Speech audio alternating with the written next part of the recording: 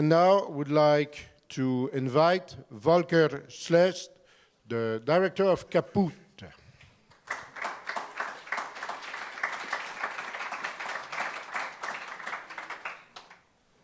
Hello, Volker. Yeah, good morning, bonjour. Volker, your film is, let's say, an animated documentary. Yes. Based on the an interview with two women. Yes. Mm-hmm. That were in prison during the East Germany time. Yes. Yeah. So it's archives interview or interviews that you did recently. Yeah, we did the interviews directly for this film. Yeah, not me. I worked together with two other guys. Yeah, with the other director is LAHL, but he's not here. And the third one is Max Mönch. So we were a kind of, it was a partnership of 3 people. And Max and Alexander did the research and the interviews. And I was there also for one of these interviews, so I know the stuff a little bit. And yeah, but they hired me more or less to do the animation and all this visual stuff. So you weren't at the origin of the project, basically. Sorry? You personally, you were not at the origin of the film. No, I came to this project when the idea and all the research was done. Yeah. Okay. Yeah. Why did they decide to do this film now? Because it's like almost 30 years ago. What you tell in the film. It's a long period of time. So why to do this film now? Is it because it's probably one of the last chance to talk about this period because it was not such a long time ago, but many years ago, let's say? Yeah, there are. The answer to the question is not very simple. Maybe there are 2 answers. One of the answers could be you can also make a film about the Second World War or about Napoleon. Yeah, so it's every time it's possible to make an historical subject, but otherwise we 3 are grown up in this former East Germany. And so it's also our story or the story of our parents and grandparents, and it's very present when you talk to people, and also when you talk about politics or when you have to explain all this stuff to your children. That's not really finished, everything. And the other side of the answer is this aspect of the forced labor for export to Western Germany, and all these companies who bought this stuff from this prisoners' work, they are present. They are still there. Yeah, this is Aldi and Woolworth, and in other prisons, they worked also for IKEA, or how do you spell it here? The Swedish furniture house, IKEA or IKEA. IKEA, yeah. Yeah. So it's also present from this point of view. Yeah. You were hired in this project. You were involved in this project to find a visual style. Yeah. It was easy to find a style for this film, or it was something delicate and complex? Yeah, Maybe I shouldn't say hired. They asked me, and I wanted to do that. No, so it's sorry. Yeah, you were involved. This is yeah. yeah. Hired sounds a little bit like I got much money for that. So it No, was. no. I didn't So, want to. No. intend that. I said it before, so it's not your fault. Yeah. So now I have to remember your question. I'm sorry. It was about the visual style of the film because it's something that looks very personal, but because the subject was already there, the interviews were already done, so it was something natural to find a visual style, or it was a complex process? It was more or less, it comes from itself more or less, because they talked about this gray and more or less empty and boring space. And we were there together, and I made some photographs of the ruins of this prison.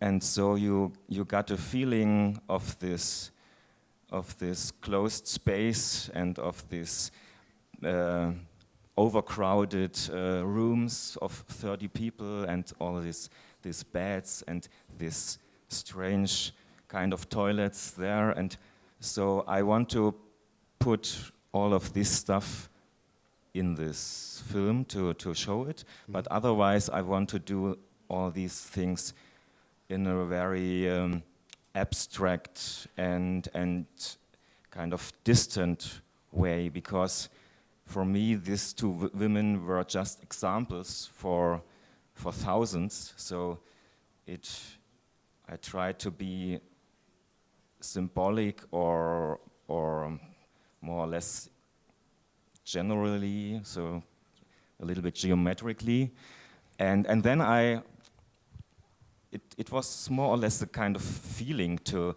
decide this kind of animation style, this drawn like Kentridge a little bit, to put everything on one paper and to erase the lines.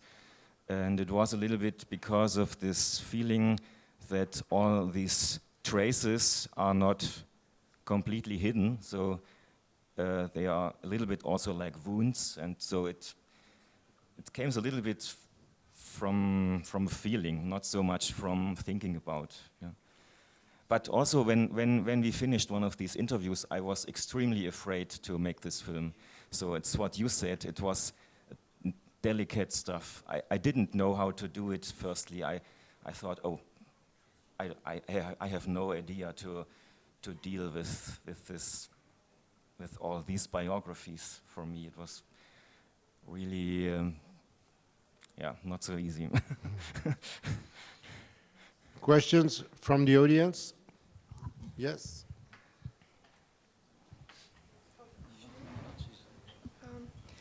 Did the women who gave the interviews, did they watch the film, and how did they feel about it? Thank you for this question. Yeah, we made the film completely without asking these women, and when we are finished, then we sent them the film, and we're waiting for the answer. And then we were extremely lucky that they reacted positively.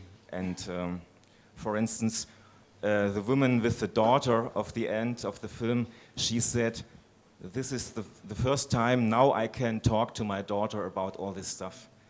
It was extremely moving for me to read that. Yeah. And they were there to the premiere screening in Berlin, and this was an extremely emotional moment for everyone. So I think some people cried after that a little bit. Yeah.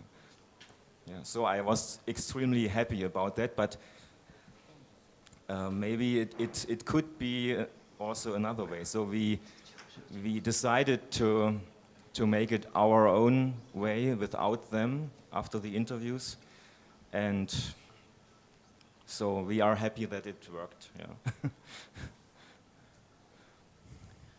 My question's about animation and why you view this subject could be done obviously in normal cinema, normal live action.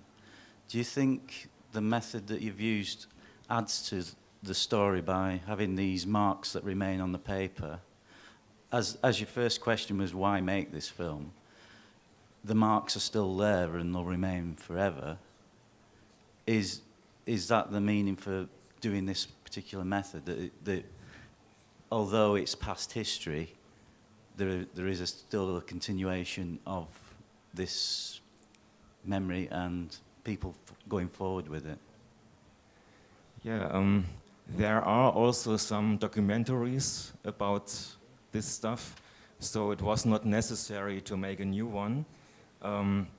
It's not a secret, so you can, if you make research, you can find some other documentaries and also feature films. There is one very good one from the beginning of the 90s. It's called, I'm not sure. Yeah, okay, it's another subject. I don't remember the name, but there is some stuff, yeah. And for me, the idea to make an animated film about, with these interviews, for me it was very plausible to do that because it's a way to remain honest. You don't have to put some scripted or acted stuff.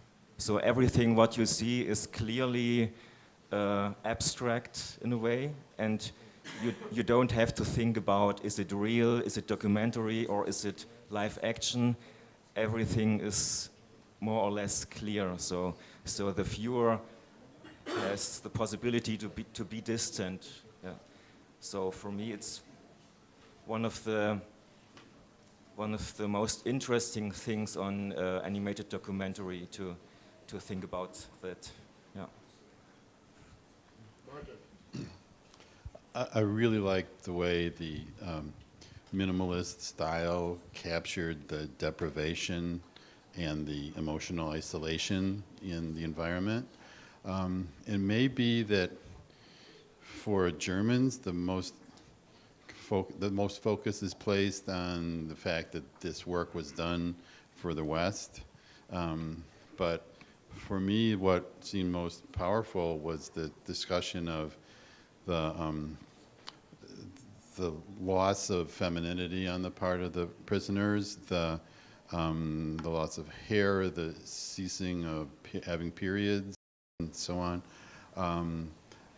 So there are two questions. One was like, how did you try to like symbolically represent like that that loss, you know, for the women, and also, were these political prisoners or criminals in usual kind of circumstances? Because it seems like the people would perceive your film differently if they were prisoners in a political context.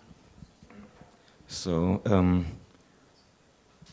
maybe there were two questions. Sure. Or just about this political, yeah, to this aspect of political prisoners or not. It's maybe interesting to say officially there were no political prisoners in the GDR, because everything what you did politically was for the official government like a crime. So you were a criminal.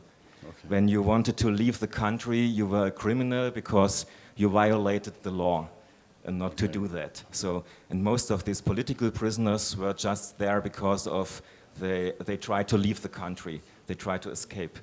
And these two women were political prisoners. Okay. One of them, the one with the daughter, she just tried to escape, or they prepared to leave the country. And the other one was another case. She wanted to make, or she made a petition about some cultural and political stuff. And that was also forbidden to do that. Yeah. But she didn't want to leave, so it was much more difficult for her. She wanted to come back to the eastern part, to go ahead with all this struggle, and that was much more difficult. So, and the other thing is they were mixed in this prison. Criminals, the normal murderers and thieves and other stuff were mixed in the same room with these political prisoners. It was also a kind of the idea to put everything in one room together, yeah. And they were treated the same, more or less. Yeah. Okay. And the other question was about the drawings. Well, no, sometimes I would see things that look like discarded birth control pills and stuff with this that. feminine aspect, maybe. Yeah. Yeah. It's interesting. Yesterday, someone said, "Oh, I thought you would be a woman," and all this stuff of the film were men. So it's a little bit strange. Yeah? I don't. Yeah. No. But maybe the interesting thing on this feminine part is women are a little bit more weak.